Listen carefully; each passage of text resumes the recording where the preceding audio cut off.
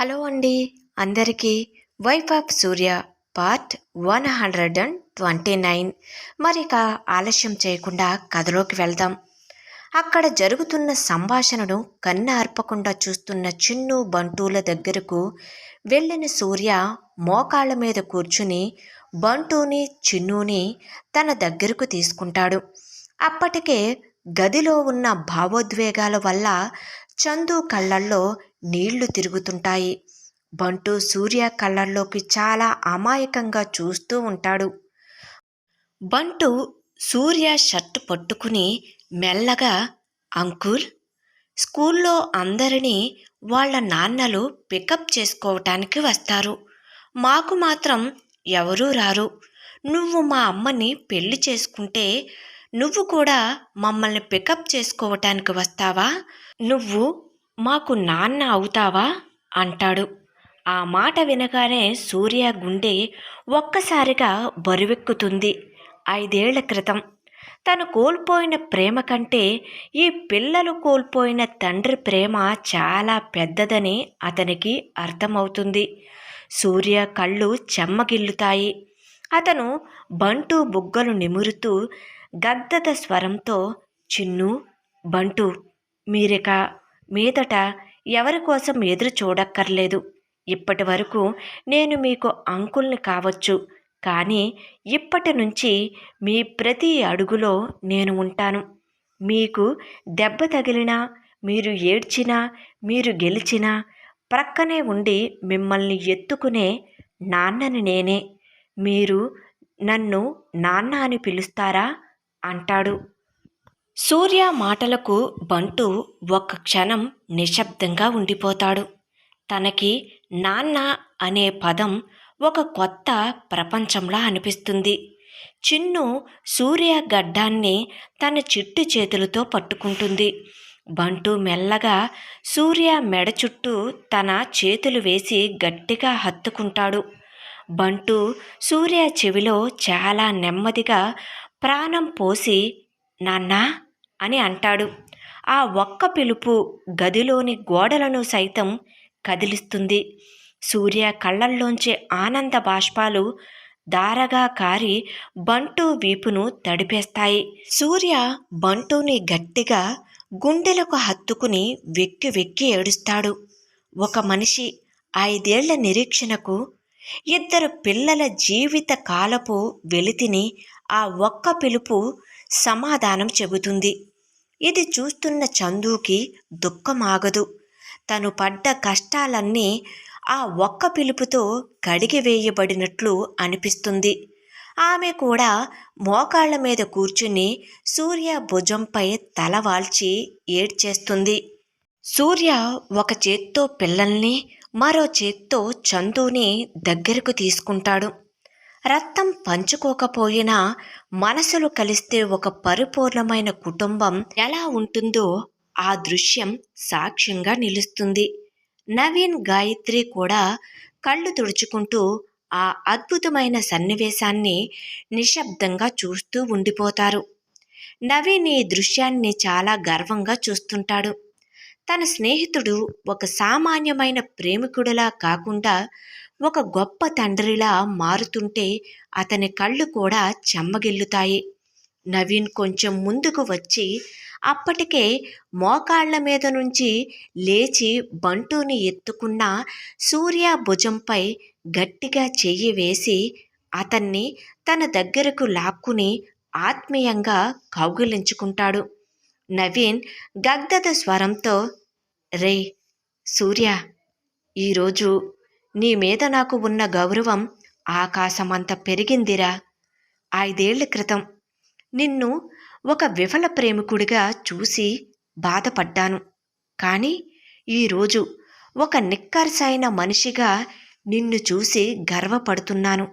ఒక అమ్మాయిని ప్రేమించడం ఎవరైనా చేస్తారురా, కానీ ఆ అమ్మాయి గతాన్ని, ఆమె బాధ్యతల్ని గుండెలకు హత్తుకోవటం కేవలం నీలాంటి వాడికే సాధ్యం అంటూ నవీన్ చందు వైపు తిరిగి ఒక అన్నయ్యలా ఆమెకు భరోసా ఇస్తాడు. చందు, ఇప్పటిదాకా నువ్వు సూర్యాని ఒక బాస్ లాగో లేక నీ గతాన్ని చూసి భయపడే వ్యక్తిలాగో చూసావేమో. కానీ ఇక్కడ చూడు, బంటూ పిలిచిన ఆ ఒక్క నాన్న అనే పిలుపుతో సూర్య తన సర్వస్వాన్ని వెతుక్కుంటున్నాడు. నువ్వు తీసుకున్న ఈ నిర్ణయం నీ జీవితంలోని బెస్ట్. సూర్య నిన్ను ఎలా చూసుకుంటాడో నీకు కూడా తెలుసు. కానీ ఈ పిల్లలకి వాడు ఇచ్చే భవిష్యత్తు గురించి ఆలోచిస్తుంటేనే నాకు చాలా ఆనందంగా ఉంది అంటాడు. అంత ఎమోషనల్గా ఉన్న వాతావరణాన్ని కొంచెం తేలికపరచటానికి నవీన్ నవ్వుతూ, సరే కానీ సూర్య, ఇంత ఆనందంలో మాకు స్వీట్స్ తినిపించడం మర్చిపోయావు. ఈరోజు మనం ఒక పెద్ద సెలబ్రేషన్ చేసుకోవాలి. నలుగురం కలిసి డిన్నర్కి వెళ్దాం. ఏం చందు, ఏమంటావు అంటాడు. అవును చందు, నవీన్ ఆలోచన బాగుంది, వెళ్దాం అంటుంది గాయత్రి. చందు కళ్ళల్లో నీళ్లతోనే చిన్నగా నవ్వి తలూపుతుంది. సూర్య క్యాబిన్ లోపల ఆ ఎమోషనల్ సీన్ జరుగుతున్నప్పుడు ఆఫీస్ స్టాఫ్ అంతా వెళ్ళిపోయారని అనుకుంటారు. కానీ శ్రీను అనే ఒక సీనియర్ ఎంప్లాయ్ ఉంటాడు. శ్రీనుకి మొదటి నుంచి సూర్య అంటే పడదు. అలాగే చందుకి వస్తున్న గుర్తింపు చూసి కుళ్ళుకునే మనస్తత్వం అతనిది. ఆఫీసులో అది లంచ్ బ్రేక్ సమయం. సూర్య తన క్యాబిన్లో ఉండడు. చందు కొంచెం తలనొప్పిగా ఉండటంతో లీవ్ పెడుతుంది. ఇదే అదునుగా భావించిన శ్రీను కొందరు ఉద్యోగుల మధ్య కూర్చుని తన విషాన్ని చిమ్మటం మొదలు పెడతాడు. చూసారా ఫ్రెండ్స్, మన సూర్య బాస్కి ఏం గతి పట్టిందో.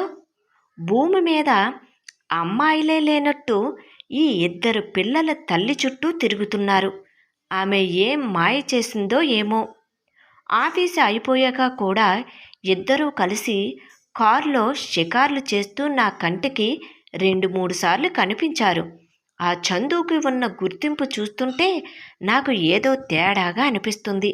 అలాంటి బంధం వల్ల మన ఆఫీస్ పరువుతో పాటుగా ఇక్కడ పనిచేస్తున్న మన పరువు కూడా ఏమవుతుందో అనే ఆలోచన ఎవరికైనా చింత ఉందా అంటాడు.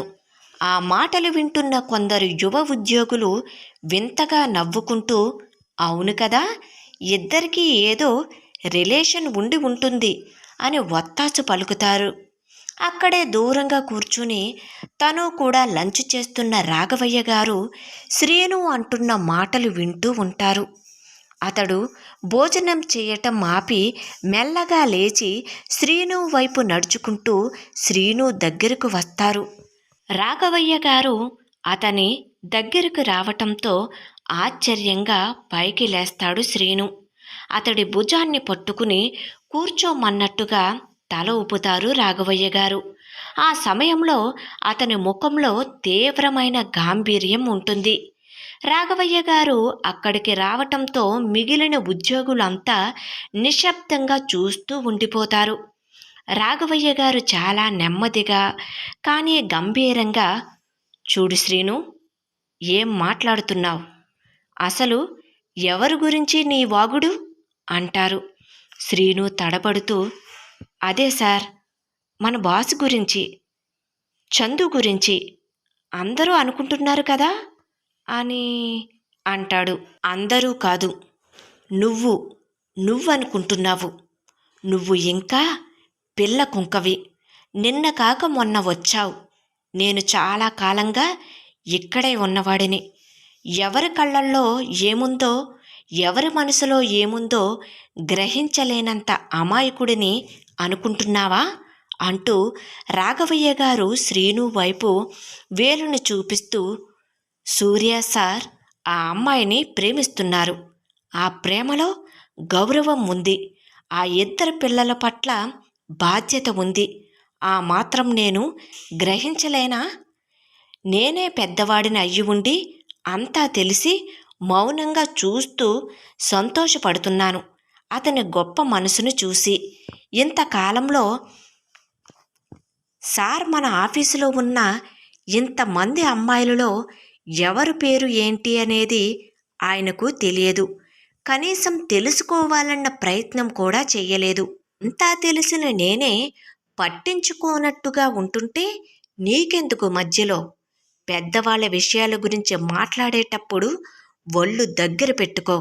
ఆఫీసులో గుర్తింపు అనేది పనితనాన్ని బట్టి రావాలి కానీ ఇలాంటి గుసగుసలతో కాదు. ఇంకోసారి సూర్య సార్ గురించి కానీ చంద్రిక గురించి కానీ ఇలాంటి మాటలు వస్తే నీ మీద బాస్కి నేనే కంప్లైంట్ చేస్తాను, జాగ్రత్త అని అంటారు. రాఘవయ్య గారి గద్దింపుకు శ్రీను ముఖం పాలిపోతుంది. ఏమీ మాట్లాడలేక తల దించుకుని అక్కడి నుండి మెల్లగా జారుకుంటాడు. రాఘవయ్య గారు వెళ్ళిపోయాక ఆఫీసులో వాతావరణం రెండుగా చీలిపోతుంది. రాఘవయ్య గారు చెప్పింది నిజం. సూర్య సార్ ఎంత మంచివారో మనందరికీ తెలుసు. ఇద్దరు పిల్లలున్న చందు జీవితానికి ఆయన ఒక వెలుగుని ఇస్తుంటే మనం అభినందించాలి కానీ ఇలా మాట్లాడటం ఏంటి అని కొందరు మాట్లాడుకుంటారు. మరికొందరు శ్రీను లాంటి మనస్తత్వం కలిగిన వారు ఏమైనా కానీ ఇది ఆఫీస్ పద్ధతి కాదు. రేపు పెళ్ళి అయ్యాక ఆమె బాస్ భార్య అయితే మన పరిస్థితి ఏమిటి అని భయపడుతూ మాట్లాడుకుంటూ ఉంటారు. వైఫ్ ఆఫ్ సూర్య కథ కొనసాగుతుంది. కథ నచ్చినట్లయితే తప్పకుండా లైక్ చేయండి. అదేవిధంగా సబ్స్క్రైబ్ చేసుకుని ఎంకరేజ్ చేయగలరు. ఈ కథకు సంబంధించిన మిగిలిన అన్ని ఎపిసోడ్స్ కూడా మన ఛానల్లో ప్లేలిస్ట్లో సేవ్ చేయబడి ఉన్నాయండి. ఒకవేళ మీకు ఇంట్రెస్ట్ అయితే కనుక వెళ్ళి చెక్ చేయొచ్చు. Thank you.